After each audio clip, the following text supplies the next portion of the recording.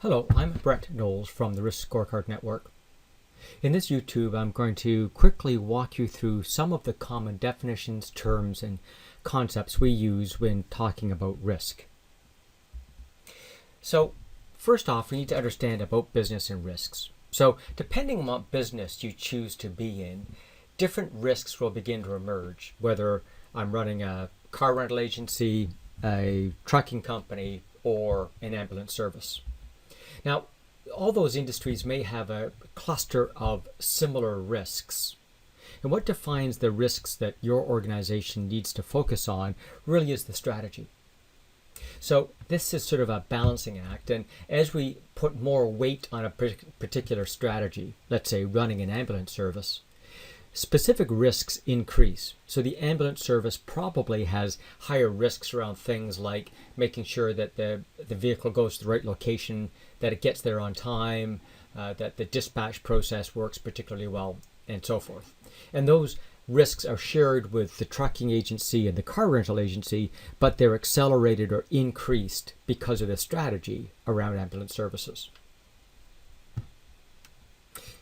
In fact, if we begin to take a look at those risks, that cluster of risks on the right are what we call the risk universe.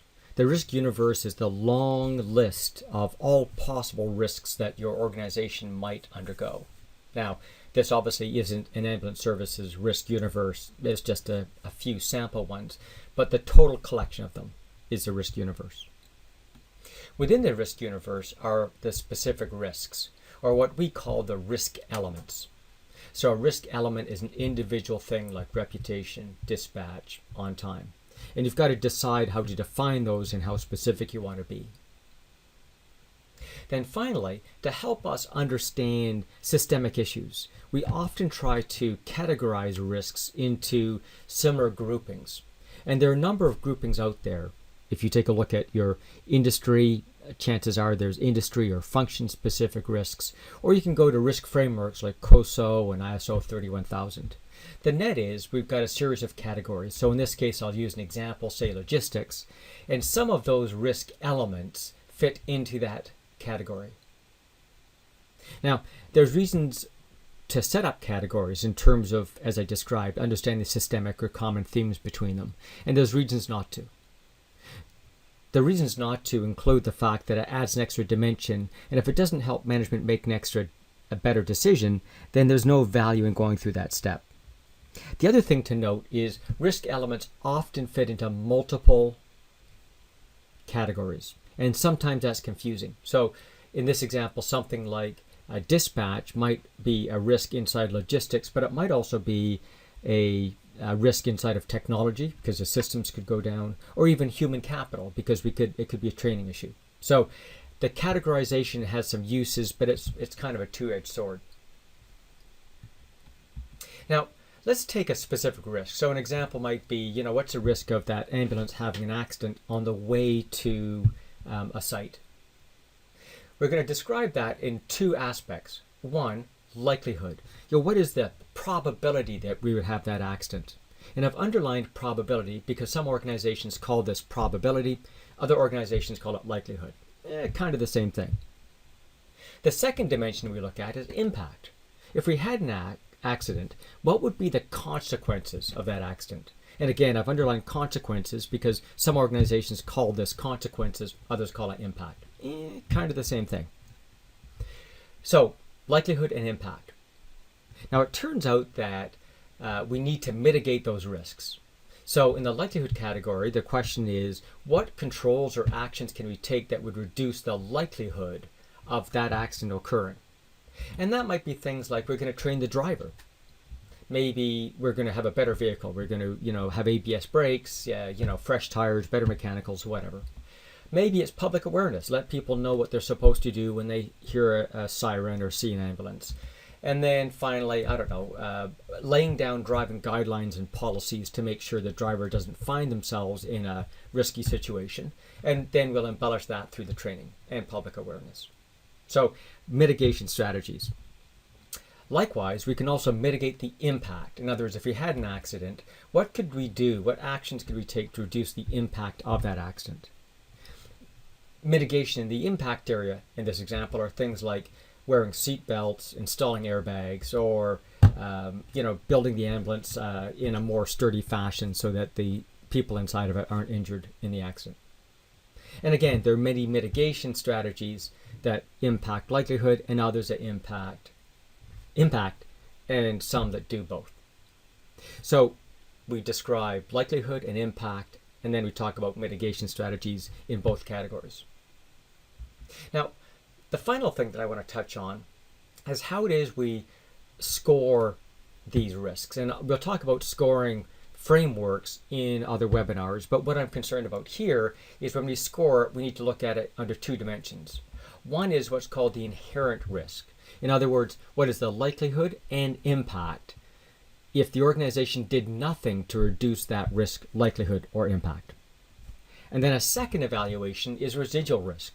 Residual risk is a risk that's left over after you take all those actions and so on. And you can choose whether you're going to score residual based on the current situation or residual after the recommended changes that you have in place for the current planning period. So let's move on to the measurement of risk. Now, there really are three ways that we need to measure risks in an organization. So if you think of risk, the first thing is we need to measure the flow. What is the direction of risk occurring in the organization? Is it growing or shrinking? And to do that, we use what's called a KRI, a key risk indicator. And again, that takes a look at the flow of risk-related activity. Now, as we talked about before, to control those risks, we put a box around them. And so we need to measure those controls. Are they correct? Are they effective? And are they actually being used? And so we use CEIs, control effectiveness indicators, to measure those. And those measures often come out of internal audit, as an example. Now, the problem with these two structures is it's all about predicting where the risk might occur. But, facetiously, risks are cleverer than that. They occur in areas that we don't expect. So we need some open-ended type risk measures that take a look at the overall organization. So if we take a look at that overall organization, we're worried about whether performance is different than expected. And if we see that, it could be because a new risk has emerged or one that's we have not noticed before is surfacing. So to do that, we're going to use a traditional KPI, or key process indicator, or key performance indicator. Now, in truth, that same KPI could be a KRI. It's a bit confusing, but they're trying to measure different aspects of the risk. Now, of course, that begs the question about the terminology we use in risk compared to that which has been developed over the years in the performance measurement space. Let's take a look at that. So if we take a look at performance, there's a certain performance level that's in the performance measurement arena. We'd call that your target performance. And on a balanced scorecard or dashboard, that indicator would be green. Now in risk, that effectively is what the board decides to be the risk appetite. What is the level of risk that we would prefer to operate in the organization? And the risk appetite is often defined in terms of activities, thresholds, performance levels that we would expect to see around those risk areas. Then there's that sort of yellow band, which in the risk world is kind of the performance threshold. Performance inside of that yellow area, we should be able to solve with our standard management practices and existing budgets. In other words, if the indicator turns yellow on your scorecard, in your monthly or weekly performance meeting, you'll bring that performance up, have a debate about corrective actions, and off you go within the existing meetings and the existing budgets. In the risk world, we often call that the risk tolerance. In other words, if you go beyond that yellow level, up to the red level, then we've exceeded the organization's risk tolerance. And to deal with those risks, we probably need to call special meetings, apply additional budgets and resources, and so forth. So in the performance measurement world, that's basically a crisis, and the total scope of all those risks and all the performance is included in our description of the risk universe. So that's kind of sort of how we can compare numbers that we see on the performance measurement side and numbers that we see in the risk side. And in some cases, they're the same numbers, they're the same measures. In other cases, they're different. But these are generically what those definitions look like. Now, there are actually different types of risk as well. So if we take a look at sort of breaking even, the status quo, some risks we can actually gain on, but also lose. So an example there in a personal life might be buying a lottery ticket. You run the chance of being quite successful in winning the lottery. In the business world, it's launching a new product or penetrating a new market. There's an upside, but if you fail at that activity, there's a downside. And we're going to call those things speculative risks. And those are characterized by the opportunity to realize either a gain or a loss. Now, there are another group of risks that we generically call just the hazard risks. And those are where there's only a potential loss to be experienced. And so those are things like data security issues. Now, if we take a look at some of these risks, it does depend on the context or how you describe them. So, for example, if I describe a speculative risk to be, we're looking to achieve peace of mind by preventing insecure data or unauthorized access, then all of a sudden that hazard risk becomes a speculative risk, because by having some form of data security, I'm gaining that peace of mind by preventing the unsecured data. So the net is, we have to understand the context in terms of defining a speculative versus a hazard risk. Now, that context is how we begin looking at risks in the organization. In fact, our observation is this: speculative risks are those that without question upper management wants to pay attention to. Hazard risks are typically in a categorization of operational management. Now, that doesn't mean they don't go up to senior management. Merely they are in the operational management area. So operational risks are owned by one part of the organization. Strategic risks are owned by a different part, and sometimes they overlap. Now let's take a look at the sort of the risk mechanisms. As we just described, there's that overall context, or in the business world, we call that the mission. Within the mission, we have some form of trigger event. And when I combine the trigger event with a vulnerability, it could lead to some sort of consequence or impact. Now, of course, there's uncertainty associated with that. Now, it's important to note that that risk can only exist if you have both a trigger and a vulnerability. So a vulnerability could be, for example, your computer system's password system's not working. You're vulnerable, but there's no consequence yet because a trigger event hasn't happened. Now, as soon as someone tries to access the system, then you've got the trigger event. So here's the thing. The mission's going to define the context that we're considering for the risk. The trigger event is the act or event that leads to that potential loss. Sometimes it's called the theater actor. And they're things like the circumstances, acts, and events.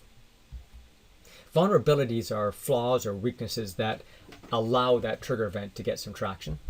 And of course, the impacts or the potential loss that results from it. Within this environment, we can control at the trigger event, at the vulnerability event, or even at the consequence by reducing the impact. And controls include things like policies, procedures, practices, conditions, and those sorts of structures. So you can either eliminate the trigger event, you can reduce the vulnerability, or you can reduce the impact of that occurring. Now, these two things on the left, trigger and vulnerabilities, we actually call those things threats. And often as we're looking at risk management systems, we look at what is the threat level that we're experiencing, which is a combination of trigger and vulnerabilities. Two more concepts to go. One is called the bow tie or the resilience. And the issue is this: if we have an event occur in the organization, we really have two choices. Thing one is we can try to avoid that occurring. And that avoidance occurs through activities like prevention activities, protection activities, and preparedness. And that's how we can avoid that incident occurring. If it does occur, we then have to recover. And recovery fits into three flavors. I can either mitigate the impact, I can have a response to it, or I can focus on recovering from that risk. So often as you begin thinking about the risk ecology, we have to think about avoidance and recovery, and within those subclasses of what those mitigation strategies look like. So based on this framework, we need to filter what risks different audiences need to see. So, for example, at the board level or senior executives, there's sort of 3 classifications of risks we'd expect them to see. One grouping is what I'm going to call the elephants. Those are the big risks, the risks which have accumulated the most risk strategy points and have the most significant impact on the success of the business. And those can be mathematically derived from each of the business units, and you take the top 10 or 20% from across the corporate entity. Second is what I'm going to call comets. Comets are the fastest rising risks. They might not be elephants, but if they continue on their current trajectory, they may be. And those are risks that you want to take action on before they get significantly out of control. And then finally, there's what we call the strategic risks. Now, strategic risks kind of fit into 2 categories. They are the risks that have both an upside and downside. So those are risks like penetrating new markets and so forth. And then secondly, there are risks that if you add up the risk universe against each of the strategic objectives, it's the strategic objectives from the strategy map that have the highest level of risk associated with them. So again, it's a death by a million pinpricks. None of those risk elements may be all that significant, but if we look across the entire risk universe, we'll see that that particular strategic objective is at risk because of the number of risks which contact it. Now, I've described this as what the senior leadership team would see, but this is in fact a repeating story. As I go down to the business unit level, again, within the business unit, we're going to be looking at its elephants, its comets, and its strategic risks, and so forth as you get down to the department level, the region, the brand, and so forth. The important characteristic is to note that we're looking at risk within that context or that mission, and therefore within a particular brand or region, the highest risk might be insignificant at the corporate level, but there's still an owner for it, which is at that regional brand level and so forth. And we need to make sure that that accountability structure matches the organization design and organization accountability, or that's where risks begin getting out of control. So that's a collection of concepts. Now, each of those has obviously an awful lot more detail behind it, and if you want to learn more, please join us at riskscorecard.net.